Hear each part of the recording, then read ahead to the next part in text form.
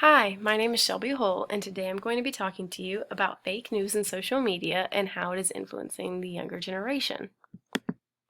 So many of you may know who this is, and if you don't, he's a very famous drag queen named RuPaul. And everybody should know who this is. This is Donald Trump, the 45th President of the United States. But what if I told you that Donald Trump actually touched RuPaul inappropriately? Well, that was an article released by the World Daily News Report in 2016, saying that RuPaul claimed that this happened.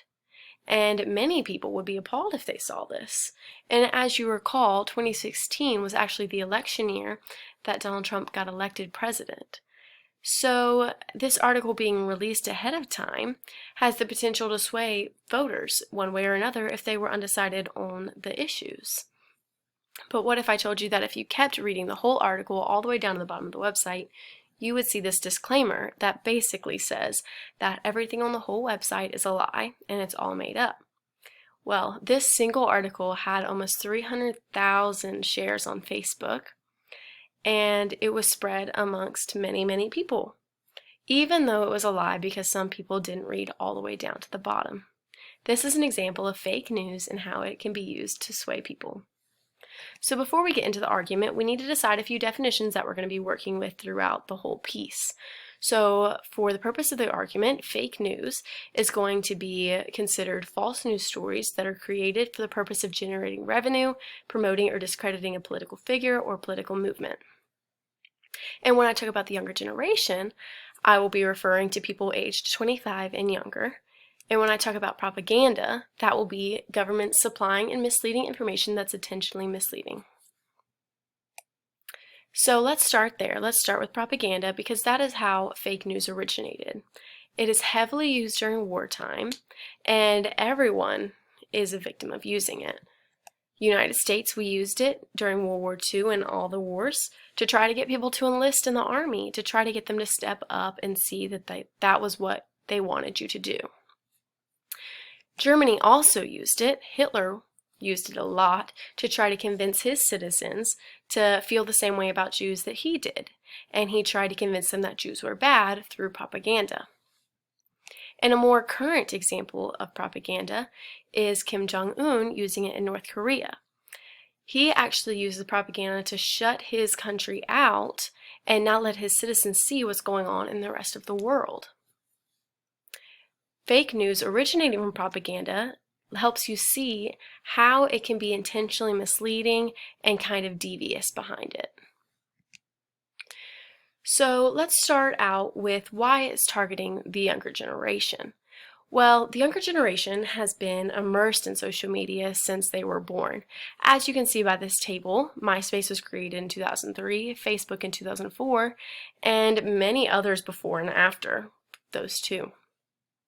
And having been born in such a heavily social media time, it's harder for them to tell the difference between a real headline and a fake headline because they see it all every day and they have since they were little.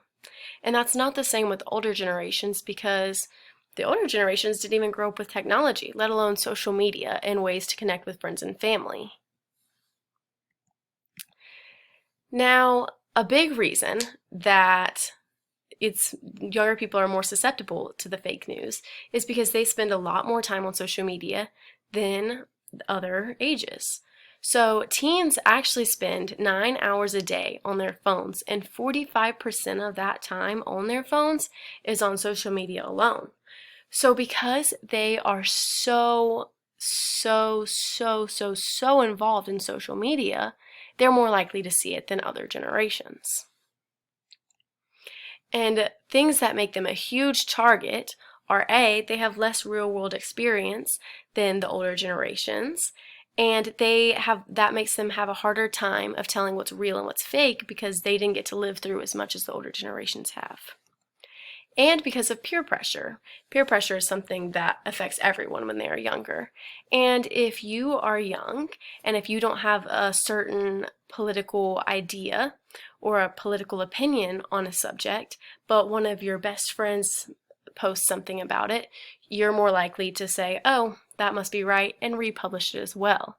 And that is just an example of peer pressure that every young kid falls into eventually. And it just comes back around in social media as well. Now, many people can agree that social media is an easy way to spread news. It's very easy, it's very fast, it's very effective. You can press the post button and 6 million people can see it in 0.3 seconds. It's very, very effective. But that doesn't mean that it's good, because it doesn't have fact check. You can post whatever you want, and it doesn't have to be true, and that's how a lot of the fake news begins. It begins as people wanting to spread information, wanting to spread the news, but they might not necessarily be spreading the truth, and they might not even know they're spreading lies, but it could be happening. And another thing a lot of people could argue is that older people develop cognitive dissonance. So why is it that younger generations are more influenced? But that is because actually older people, 75 to 90, that is when cognitive dissonance sets in. But 75-year-olds and up aren't really on social media. Only 34% of age 75 and up use social media at all in the year. So that even counts just once in the study. But that is being compared to 90% of aged 60 and below. So 90% compared to a 34% is very, very different. Older people just aren't on social media as much, and that is why they're not as influenced as the younger generation, even though they might have mental problems.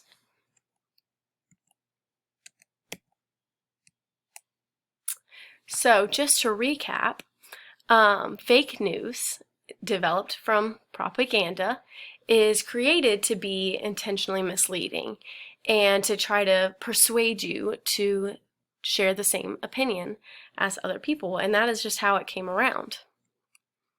The younger generation is more susceptible to what they see online because they are online more and because they have less real-world experience, and they're more likely to fall into peer pressure.